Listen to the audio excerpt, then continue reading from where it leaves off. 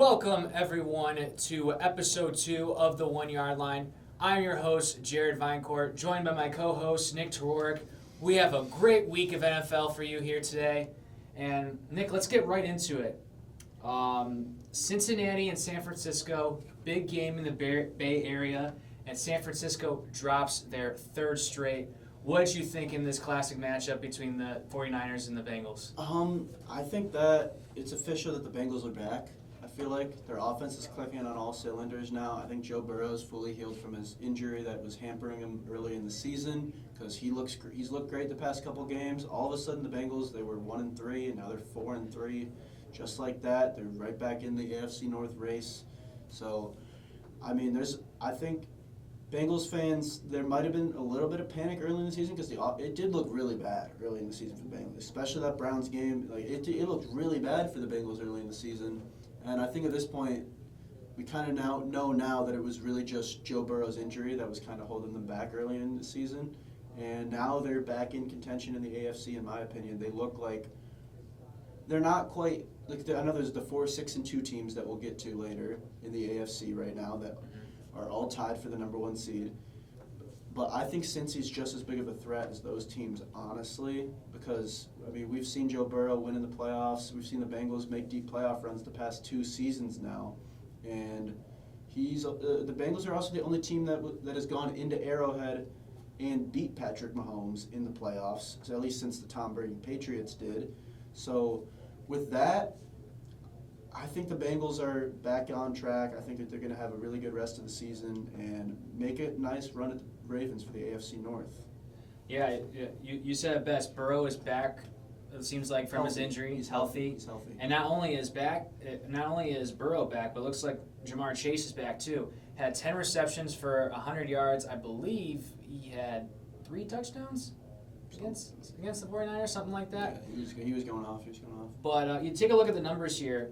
Burrow, 28 for 32, 283 yards, 3 touchdowns, 1 lost fumble. And then Brock Purdy on the other side, 22 for 31, 365 yards, 1 touchdown, 2 interceptions, and a QB rating of 94.2. The interceptions were the problem for Purdy. Purdy had a good game, 22 of 31 for over 300 yards. That's a good statistic, but the 2 interceptions is really what killed him and killed the 49ers in this game. And Purdy has just been turning the ball over the past couple games after not doing it at all earlier on in the season.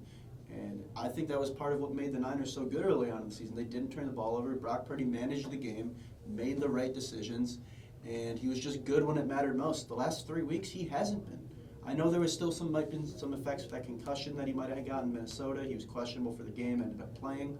But still, Brock Purdy can't keep turning the ball over this much if the Niners want to make it back to the Super Bowl this season, which is their expectation. That was the expectation for the Niners coming into the season. They've lost the NFC Championship game 2 years in a row. They started out 5-0. Everyone was crowning them the best team in the league after their start. They look so dominant. Completely a different shift. And the last 3 games, it's just like what has gone wrong? And a lot of it comes back injuries too. Definitely, they've had injuries to Trent Williams, Deebo Samuel, a little bit to McCaffrey as well. But I think it really comes down to Brock Purdy hasn't played as well as he has. He's looked off. Looked off. And their defense hasn't been nearly as good. They got cooked by Joe Burrow last week. I mean, they didn't give up a lot of yards to the Browns, but they still let P.J. Walker go on a game-winning drive against them a few weeks ago. Right. I mean, I don't get what's going on with the Niners defense right now. Offensively, I understand the struggles more with the injuries and Brock Purdy just not playing as well. Defensively, I don't know what's going on with them. I really don't. And you take a look at the next 4 weeks for San Francisco. They have a bye week coming up, so they have a time to stop the bleeding, reassess their game plan for the following week where they're at Jacksonville. And it's gonna be a tough game. If you're San Fran, even though you are 5-3, I think you're more favored in Jacksonville than you are in San Francisco because Jacksonville hasn't lost a game on the road, but they've lost 2 at home. Jacksonville went 5-0 in October. They had an amazing October. They're playing really good They're football hot. right They're now. really hot right now. So it's arguably the hottest team in the league with Jacksonville going against maybe one of the colder teams in the league in San Francisco, losing 3 straight. So the momentum scales are on opposite sides heading into that game. So I think that's going to be a really interesting game. And Jacksonville will be coming off a bye too. So they'll both be coming off bye weeks. And San Francisco, then after Jacksonville, is home against Tampa Bay, which you could say like, oh, it's Tampa Bay, they should win that game, like against Minnesota. But we've seen Baker Mayfield play here in Cleveland, and we know he's a versatile quarterback, and Tampa Bay could do something to upset them in that game. Yeah, but we know Baker, when he plays a good defense, does not play well. That's Usually. But we said that about the Vikings, and then look what happened then. Yeah. And then the following week, they're at Seattle, who is in first place now. Right. Seattle has taken over first place in this division. I mean, San Francisco, they were on pace to maybe be the number 1 seed, and now all of a sudden they're not even in first place in their own division, and they're also falling behind the Eagles, who everyone kind of thought we were heading towards another 49ers-Eagles NFC title game. That's kind of what everyone thought was going to happen again this season. And if the Niners keep losing these games, it's going to make it really hard for themselves to get home field advantage for that game, because the Eagles are kind of running away with the number 1 seed right now. And it's going to be interesting to see. We saw when the Seahawks faced the Browns this past weekend, their defense has completely shifted and changed tremendously. Seattle's defense has been amazing so far this season. It's gotten better. They've gotten some key players back, like Jamal Adams, key defensive men for them. So Seattle's secondary is very good. I think it's not quite Legion of Boom like it used to be. No, it's still a really good secondary secondary with great young DBs, Devin Witherspoon and Tariq Woolen. I'd argue right now that Seattle is just as dangerous as any team in the NFC right now too. So San Fran, you might not even win your own division after being thought of as the best team in football. The fact that you're not even like you're definitely not a lock right now to win that division. Seattle's a really good team. So if you're San Francisco and you don't win the division, and that means you have to go on the road in the wild card round, that's not where you want it to be. Right. They thought that they could have the number 1 seed at one point. Because we've seen the atmosphere firsthand in the Bay Area, and they're a big just like any home field advantage. The fans are a part of that win or loss. And you don't want to have to go on the road to Seattle. Seattle's a tough place to play in the playoffs. And the nest. You don't want to have to go on the road to Philly. Philly's a really tough place to play in the playoffs. You don't want to have to go on the road for these games. So it's like, I'm not like that worried about the Niners talent-wise. Like, I still think they're going to be there, make the playoffs. But right now they're costing themselves seeding and costing themselves potential home playoff games. Home playoff games are very important in the NFL. Yeah, absolutely. I mean, if you're a 49ers fan, you're kind of on the edge of your seat right now, just wait to see what happens. But on the other side, we have Cincinnati. Like we mentioned, have won 3 in a row, making a push back in the AFC and then the AFC North. Have a divisional round rematch from last year's playoff coming up this weekend against the Buffalo Bills. What do you expect in this game, Nick? I don't know what to expect because we don't know what Bills team shows up half the time. We talked about this last week. The Bills are the most hot and cold team, honestly, maybe in the NFL.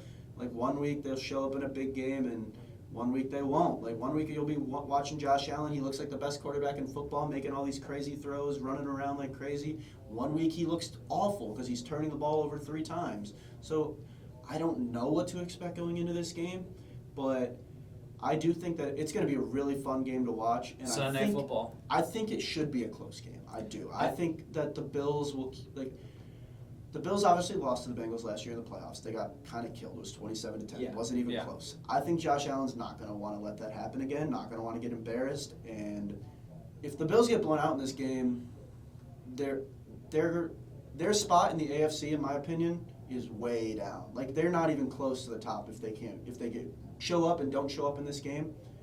I mean, the I'd Bills. be worried if I were Bills fans. The Bills have just gone down dramatically in every category. I mean, yes, they lost some key pieces on defense, but you still have Josh Allen and Stephon Diggs. That's what's going to keep them winning games. Gabe Davis. But at the end of the day, Cincinnati has won 3 in a row, and they're hot.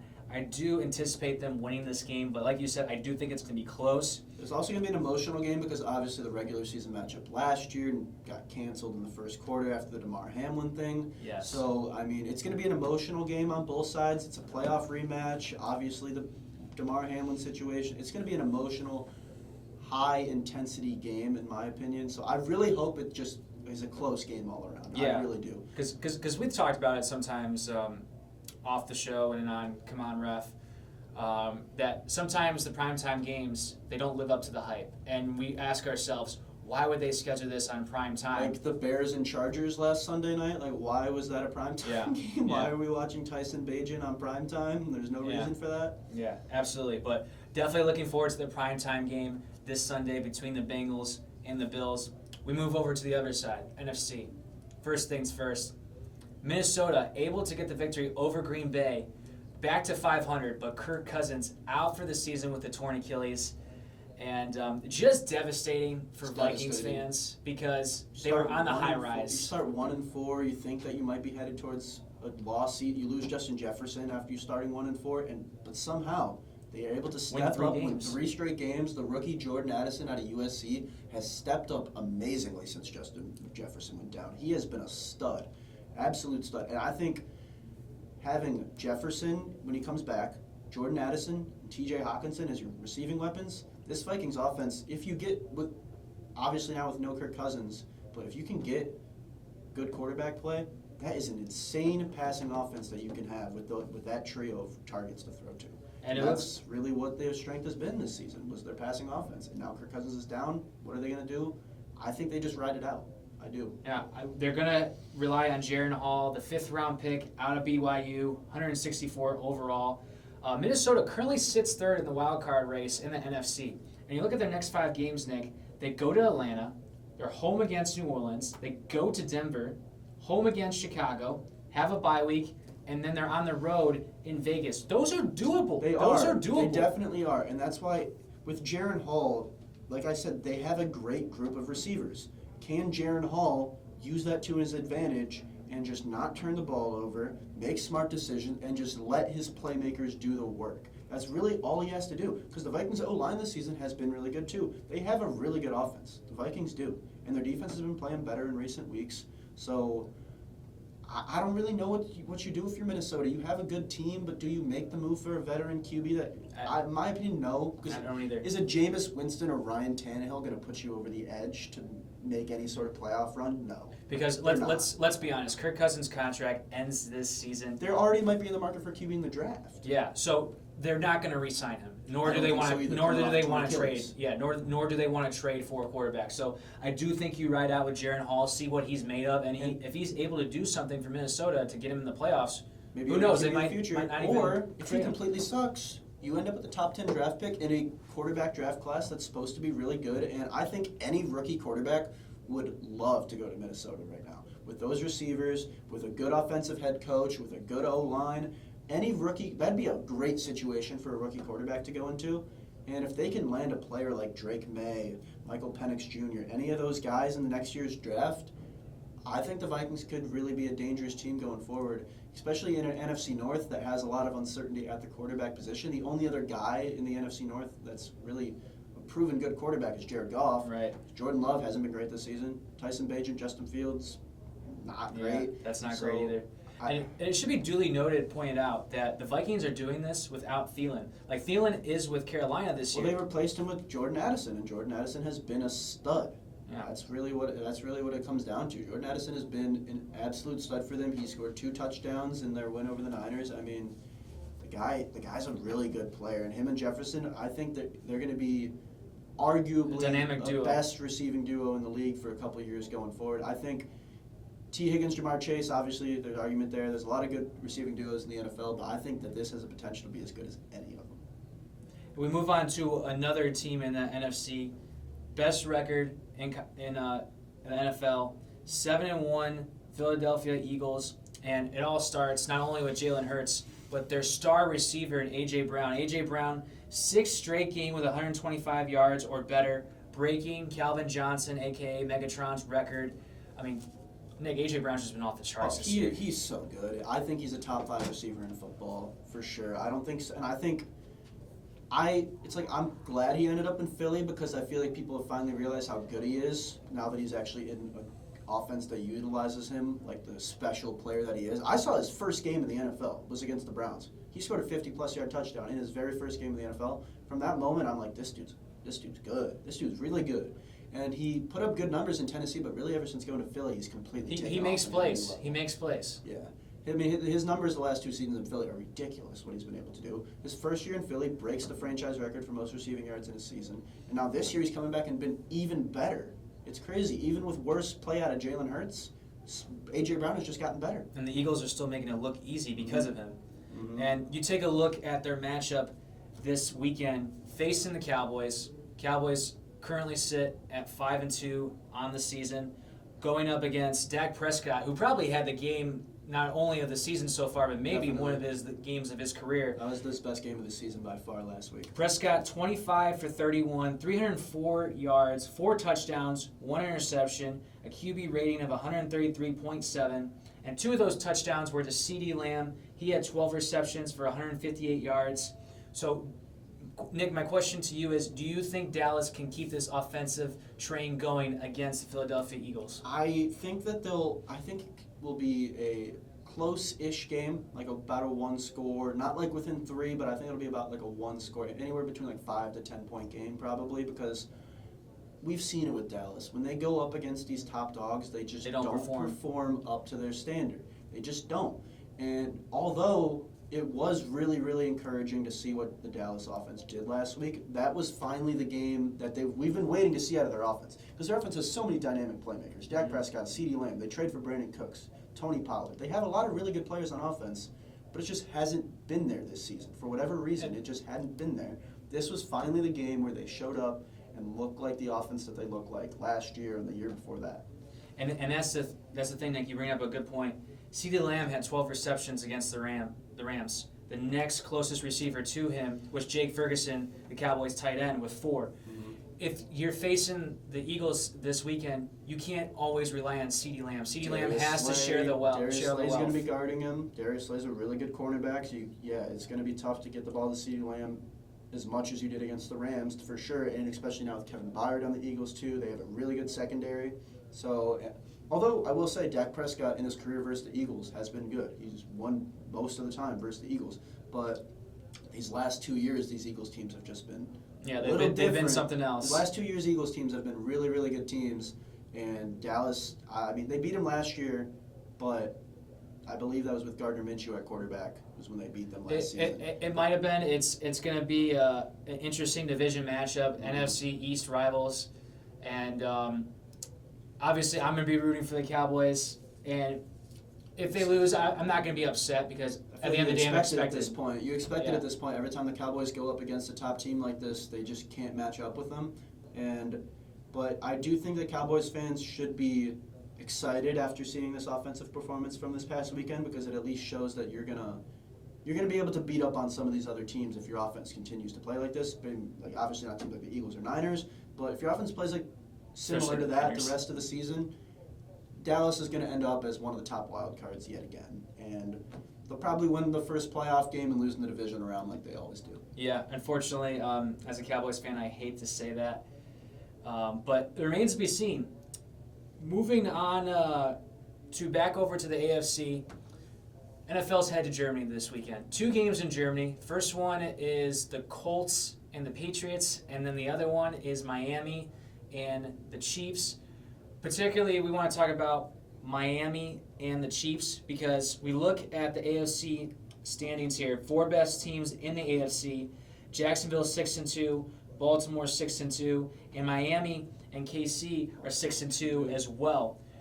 As a football fan, I would love for them to have games in Germany, spread the sport across the globe, across the world, but this is one game that you do not want to be played in Germany. You want this to be played in Miami or Kansas City. But it is a good game, though, to show the Germany fans this really good football. Good football it is. It is a good game to show them because, I mean, like when they were, for years, the NFL would just send bad teams to London. I remember, like, the Jags were bad forever, and they would just send them to London to play some crappy team. Like, I remember the Jags played the Browns one year in London. It was a really crappy game. Yeah. So, I mean, it is good that they're starting to send these better teams overseas to really get the European fans a chance to see good football. They get the chance to see Patrick Mahomes and Travis Kelce, who are 2 of the biggest stars in the sport. They get to see Tyreek Hill, who might break the receiving yards record this season.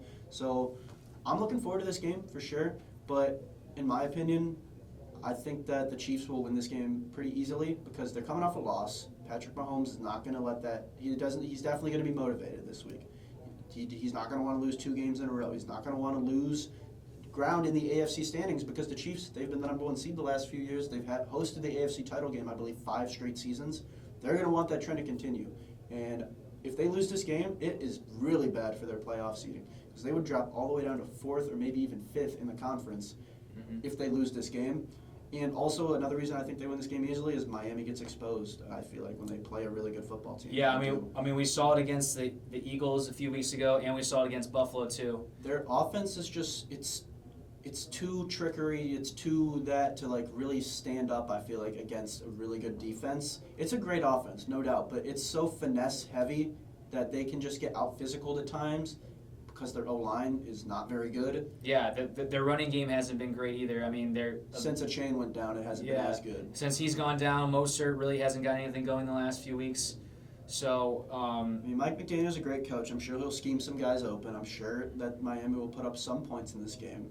But I just don't think that I don't think Miami's built to compete with some of the top dogs in the AFC just yet. I just don't think they are. I really think they're the Dallas Cowboys of the AFC. They do great in the regular season, and then they choke in the playoffs. I mean, they haven't earned that reputation as much as the Cowboys have because they haven't even been that good in recent years. They haven't even made the playoffs. Like last year was their first time in the playoffs in a while, and now this year, I feel like they're becoming. I think they're about. They could become that maybe because they have I don't want to say a fake offense like. It kind of reminds. I mean, obviously Mike McDaniel comes from Kyle Shanahan tree. He coached under Kyle Shanahan, runs a pretty similar offense to Kyle Shanahan, and we've seen kind of Kyle Shanahan's offense be able to make quarterbacks look better than they actually are with Brock Purdy and especially Jimmy Garoppolo. Jimmy Garoppolo has been awful in Vegas this season. Yeah. Awful. He put up great numbers in San Francisco. I think a lot of it has to do with the Shanahan style offense that just has wide open receivers all the time, and if you don't. I think that offense it's a good offense, but if you don't have a superstar QB, you can still get exposed in that offense when you go up against real teams in the playoffs. We've seen it. Jimmy Garoppolo choked in the playoffs multiple times because in the playoffs you can't get away with some of the same stuff you get within the regular season. Right. Same when you go up against really good football teams like Kansas City. Yeah, absolutely. I definitely think Kansas City does win this one. It could be a one-score, two-score game, maybe anywhere from 7 to 14 points. I just think Mahomes is going to come out angry this week. I do. I think he's going to pissed off about losing to the Broncos for the first time in 8 years. Yeah, since Peyton Manning was the quarterback. Yeah, Mahomes had never lost to the Broncos before that game. So, I mean, I think he's going to come out angry. He's not going to want to drop in the AFC standings at all, and he's going to come out and have one of his best games this year against this Miami defense, which is a good defense. It is a good defense. Yeah, let's hope he does. We know he was battling with some illnesses. We'll see how that affects him. It was a really cold, snowy environment too in Denver this past weekend. It was just a weird game all around. I think a lot of people I wasn't surprised when I found out the Chiefs won this game after finding out Mahomes had an illness and that it was really cold and snowy. So. I wasn't surprised that they lost that game. It was a kind of a obvious trap game. Yeah. Hopefully, with his illness, the travel is a little bit not that bad on him, and the weather's better in Germany too. Mm-hmm. But to close out the show here today, mentioned it earlier: Jags 6-2, Miami 6-2, Baltimore 6-2, and Kansas City 6-2. Out of those four teams, Nick, who do you see out of those four teams to make the AFC Championship game or even make the Super Bowl? If you had to pick one. I think the Chiefs are locked to at least make the AFC title game. They've been there every single season that Mahomes has been the starter. They've hosted it every single season that Mahomes has been the starter. So in terms of making the AFC title game, I'm still more confident in the Chiefs than any of those teams because their reputation. They're honestly, obviously not to that level. The Patriots won 6 Super Bowls, not to that level. But to where you can just pencil them in the AFC title game every single year because their quarterback and coach are just better than everyone else. That's why. Who do you pencil in to face them? The biggest threat to the Chiefs, in my opinion, is the Baltimore Ravens. Lamar Jackson is playing like an MVP candidate. He's got his best group of receivers that he's had in his career so far, in my opinion. Zay Flowers has been a really good rookie for them. Odell hasn't done much for them, but he's still a useful player. Mark Andrews, we know how good he is. He's been there forever. Gus Edwards has really stepped up for them. He does every time that there's an injury. Like Gus Edwards always enters the year as the Ravens' backup running back. The starter gets injured, and Gus Edwards just comes in and plays really well. Yeah, he had 2 touchdowns against Arizona this past week. Gus Edwards is a really good back. Like he is. Him and Lamar are a really deadly backfield combo. So I think that Baltimore is the biggest threat to the Chiefs right now. I'd say that they have the next best quarterback as well. I mean, Trevor Lawrence is a really good player, but I think Lamar's just more dynamic more dynamic with a running game. Mm-hmm, just a more versatile player, a bigger threat that you have to eliminate. Because when you play the Jags, it's not like, oh, we just have to stop Trevor Lawrence. That's the whole team. Like, we got to stop. When you play the Ravens, we have to stop Lamar Jackson. Right. That's the whole game plan going into the Ravens. Got to stop Lamar Jackson. But the thing is, the Ravens also have a really, really good defense that is now number 1 in the NFL in terms of efficiency. They have overpassed the Browns. They have an amazing defense, an MVP caliber quarterback, one of the best tight ends in the NFL, and the best receiving core Lamar's ever had. Why can't this team? This team is a Super Bowl caliber team, in my opinion. They are. You mentioned all their star receivers and all their star defensive men. We saw it on paper a few years ago. Number 1 seed, lost to Tennessee early in the playoffs. Mm-hmm. Do you think that happens again, or do you think they have enough to overpower the Chiefs and make it to the Super Bowl? Back then, they still didn't have great receivers on that team. Like, their number 1 receiver was Willie Snead and a rookie Hollywood Brown. That was not as good as what they have now. And they also had a different offensive coordinator, Greg Roman, back then. And the thing with Greg Roman is that Ravens fans got so sick of him because his offense was kind of really, it was not one-dimensional. All they could do was run the ball. He had no good passing schemes. He just was not a very good offensive coordinator, and his offense was very, very predictable. Now with the new offensive coordinator, Todd Monken, who came over from the Georgia Bulldogs after leading them to 2 straight national titles as their OC, he has really opened up this passing game, I think, with Lamar, and also still been able to utilize his legs in a way that he's still the most dangerous dual threat in the NFL. So I think that this Ravens team is different than the Ravens teams we've seen in the past.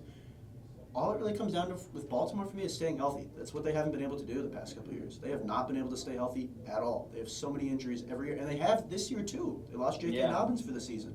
I mean, if they can just stay healthy, Baltimore should be able to compete with the Chiefs in the AFC.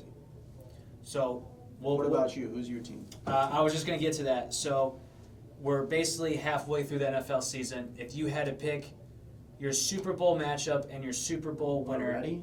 Who would it be? We're halfway through the season, Nick. Uh-huh. I'll give you mine first while you think about it. For me, I personally think it'll be Baltimore and the Eagles, with Baltimore winning it. I know it's kind of scripted because the Eagles are the best team in the NFL, and Baltimore could be arguably the best team in the AFC. But I really do think, like you said, Baltimore has all the key pieces to defeat the Chiefs, and I think with the Eagles having A.J. Brown, I do think they have enough to make it to the Super Bowl again, and I definitely think the Eagles win it this time and are the Super Bowl champions this year. See, I'm annoyed because you took my pick because that was you can have the same one as mine. You can have the same one. That was my prediction before the season even started. That's why I feel confident. But is that still the same same prediction? Because they both look really good so far this season. But I feel glad that before the season I was able to kind of. Obviously, it's too early to call, but my prediction's looking pretty good so far from the preseason. I had Eagles over Ravens. I had the Eagles beating the Ravens. I think now, though, the Ravens could win that game, definitely, for sure. So you stole my prediction there. I think Eagles-Ravens would be an electric matchup with Lamar Jackson versus Jalen Hurts, 2 good defenses. That would just be an electric matchup and a really fun Super Bowl. So I kind of hope that could happen. Yeah, and even though the Ravens are in the Browns division, I mean, I wouldn't mind if they won, especially because they're on the AFC side. I don't want them to win because obviously they stole the Browns and it would be their 3rd Super Bowl since taking the Browns team, and Browns still have 0, haven't even made it there, so it would suck to see them win another title, but I like Lamar Jackson though. I do. I do too. He's Lamar Jackson fan. He's a great quarterback, seems like a great guy. So I'm rooting for Lamar, I am, but it would kind of sting to see another Ravens championship before the Browns can even make it to a Super Bowl when they literally took our team. Yeah. Well, we'll have to wait and see. Thank you for tuning in to episode 2 of the 1 Yard Line. Stay tuned for next week. We'll have another round of NFL for you. And make sure you tune in Wednesdays, 11 a.m. Eastern, on YouTube, on the Come On Ref YouTube channel for the Class Show. And we'll see you next week. Goodbye, everybody. See you next week.